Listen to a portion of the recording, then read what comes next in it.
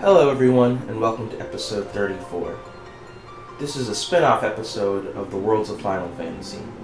Well, yes and no. I talked about how Worlds of Final Fantasy are different and how interesting they are, so I'm going to take you a little further into the world of Eorzea and Final Fantasy XIV. I started playing Final Fantasy XIV in 2020. The world was looking for something to do. I've always been a huge Final Fantasy fan and fan of MMOs. An MMO, for those who do not know, is a massive multiplayer online game. So, you're playing with yourself, and if the game is popular enough, millions of other players. I've been playing the game World of Warcraft since 2004, from its initial launch, and was looking for something different.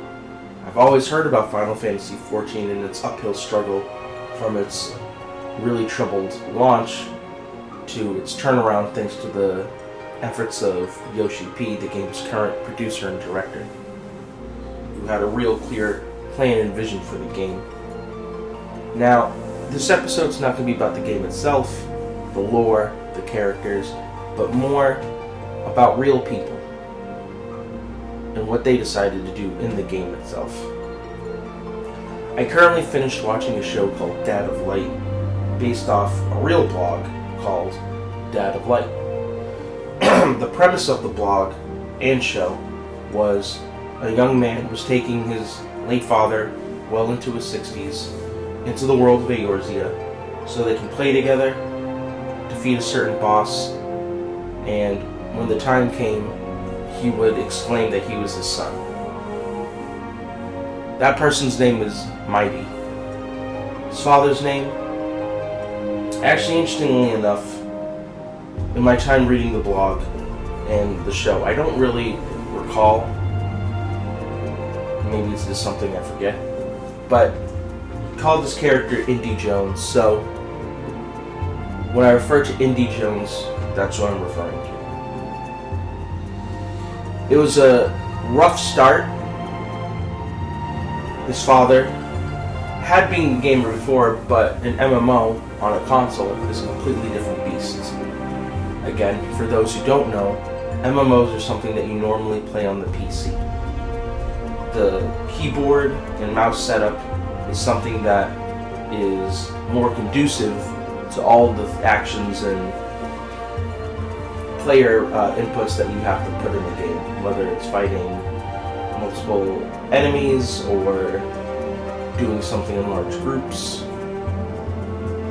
Now, in Final Fantasy XIV, there's something called a free company. Think of a free company as just a group of people. In World of Warcraft, you'd call it a guild. Here, you call it a free company. So, if I refer to as a free company, that's just me talking about a large group of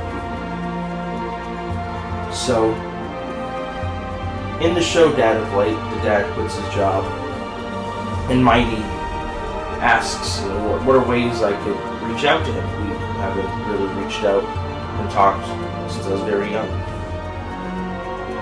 They suggested, well, you can bring him into this world. So, in the show, he buys his dad a PS4, but in reality, the mom bought a PS4. There are very little differences between the blog and the show, from what I'm gathering. But again, that's not important. The important thing is this. He kind of watches his dad from afar as his dad stumbles and struggles with the game. Eventually, they are able to make a connection through a comedic series of events.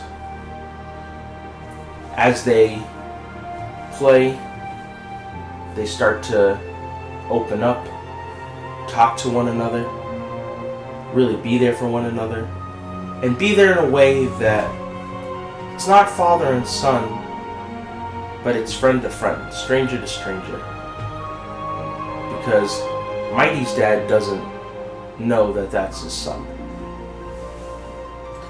As they continue through their adventure, through the ups and downs, eventually they do get to the final boss, and they do defeat it. This went on from 2014 to 2016. Many confessions were said along the way, many heart-to-heart moments, things that shouldn't be left unsaid are finally said. At the end, through another series of awkward events, he does finally reveal to his dad that he is mighty. And his dad's real last words for that were, "Tell everyone thank you." I want to read a quote from the blog itself.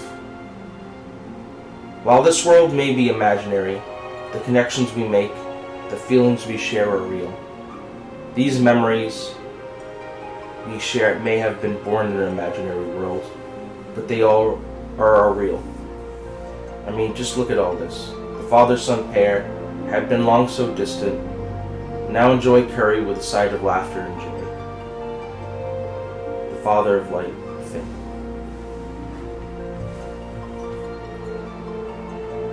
Sadly, this doesn't have a happy ending, as some time later, Mighty would be diagnosed with cancer. And while the first time would be successful into going to remission, it would come back. Between now and then, though, Mighty would make friends with Nakio Yoshida, Yoshi P, who was the current producer and director, and the reason the game turned around from its troubled launch. He's also a big fan of the game and a big fan of Gundam. So, when he was developing during 1.0, and when all the stress and negativity because the game wasn't where it needed to be, Mighty was the one championing it, saying, "Hey, we like this game. We just need it to be a little better." So he would read it. And he read the Dad of Light blog. He's one of the reasons it became a TV show and a movie and got released into a book.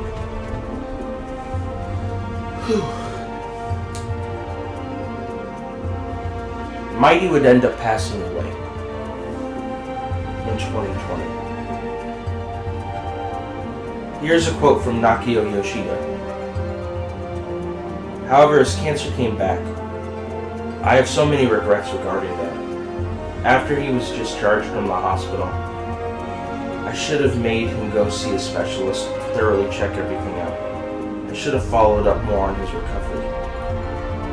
There are so many opportunities I could have been up to grab some food with him, but I thought everything was fine because I saw him smiling, looking like he was well. Come to think of it, he never started building the Gundam model I handed him. Because maybe he knew somewhere in the depths of his mind, but I'm unable to ask him about that anymore."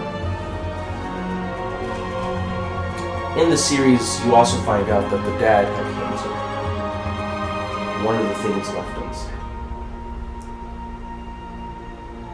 God, we leave so many things left unsaid. We shouldn't. Not really.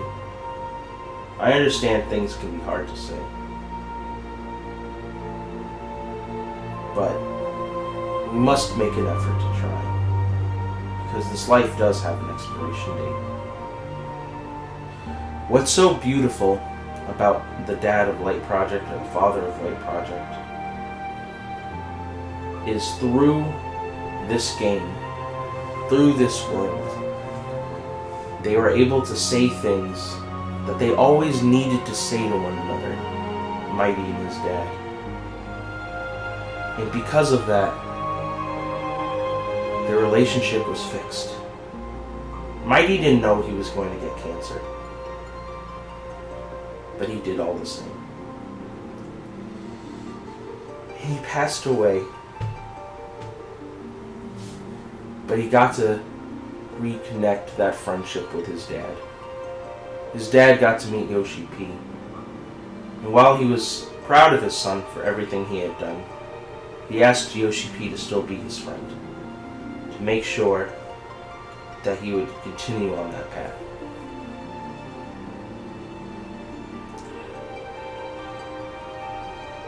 I try so hard to let the people know around me that I care about them, that usually takes the form of cheesy messages. This little meme saying that I think you're great. Because we don't know. And because we don't know, I try really hard to let people know. I lost my dad in 2022. There's so many things left unsaid. So many questions I want to ask.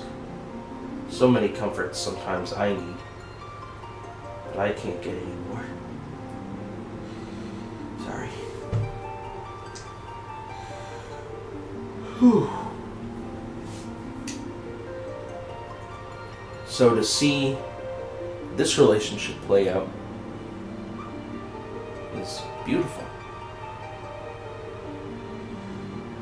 You know, a dialogue I've seen a lot online is the idea that games are a waste of time. But I just saw a game fix a relationship between a father and a son. Not that the game did it, but it was the bridge that allowed one side to cross to the other. I've heard stories of people playing games like God of War and being able to understand their fathers. Mighty was able to get his father to play Final Fantasy XIV and explore the world of Eorzea, to become a warrior of light. And in doing so, he was able to become his dad's best friend.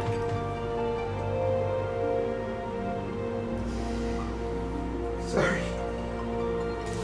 And say the things that were left unsaid.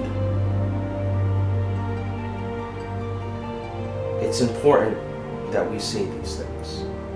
So my challenge, my plea to everyone listening, please say the words left unsaid. Don't let there be a gap in the middle, because we don't know how long. In 2024, it was also discovered that Mighty's dad had also passed away, the famous Indy Jones. I'm hoping that they're both adventuring, Mighty and his dad, right now. May they forever walk in the light of the crystal. Thank you for listening.